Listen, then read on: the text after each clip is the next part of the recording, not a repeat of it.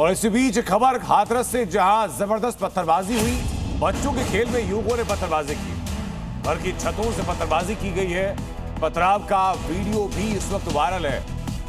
हाथरस की तस्वीर सामने है, जहां बच्चों के बीच कुछ कहासुनी हुई, खेल में झगड़ा हुआ, उसमें बड़े भी शामिल हो गए और घरों के ऊपर से पत्थर चलाए गए।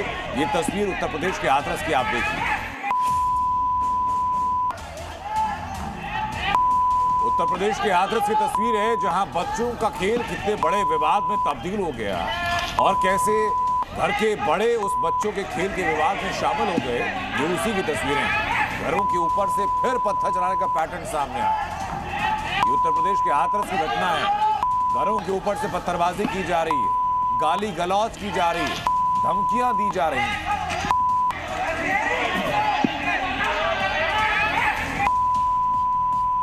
यूपी में कानून को चुनौती देने वालों पर योगी फोर्स का सख्त संदेश है और साफ संदेश है। भदोही में गोली का जवाब गोली से दिया गया। अमरोहा में फायरिंग करने वाले सीसीटीवी में कैद हुए और हरदोई में भ्रष्टाचार उजागर हुआ तो दबंगई सामने आई। योगी राज में खुलेआम गुंडागर्दी की कोई जगह नहीं और अब हर वारदात के आरोपी का हिसाब। अपराध और अपराधियों के प्रति zero tolerance. Law and order को चैलेंज करने वाले अमरोहा के गोलीबाज को अब योगी फोर्स छोड़ेगी नहीं। पहले भ्रष्टाचार, फिर खुलेआम गुंडागर्दी, योगी राज में तो नहीं चलेगी। और अगर भूल कर भी योगी फोर्स को चैलेंज करने की गलती की तो फिर हिसाब तो बुलेट से ही होगा। उत्तर प्रदेश के 3 अलग अलग जिलों में दबंगों ने कानून को चुनौती दी। सड़क पर खुलेआम फायरिंग, सरेआम मारपीट, मकसद दहशत फैलाने की कोशिश। लेकिन भदोही में योगी फोर्स ने बुलेट से हिसाब कर अमरोहा और हरदोई के दबंगों को क्लियर मैसेज दे दिया है कि अब अगला नंबर उन्हीं का है। यूपी में योगी फोर्स को चुनौती देने वालों का अंजाम क्या होता है, इसकी तस्वीर देख लीजिए। कानून तोड़ने का अंजाम अब ये कि शातिर अपराधी अपने पैरों पर भी खड़ा नहीं हो पाएगा।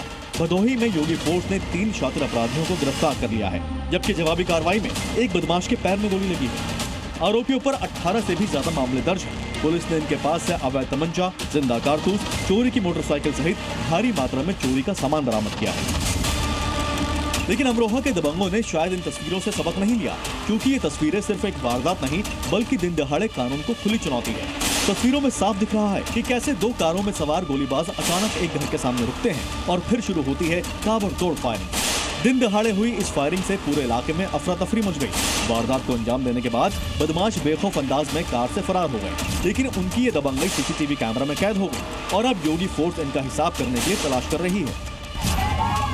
अब देखिए हरदोई की तस्वीरें, जहां दबंग ग्राम प्रधान का कानून पर खुला हमला कैमरे में कैद हो गया।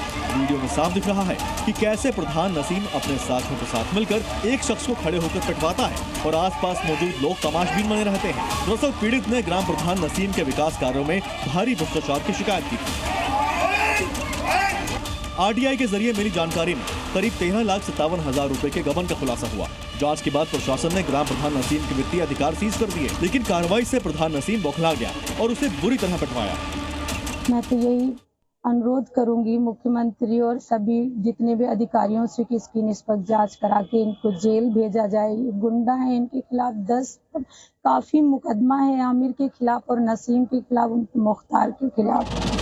पिटाई का वीडियो सामने आने के बाद पुलिस हरकत में आई है और आरोपियों के खिलाफ एक्शन की तैयारी कर रही है, क्योंकि योगी राज में कानून तोड़ने की इजाजत किसी को नहीं है। ब्यूरो रिपोर्ट, जी मीडिया।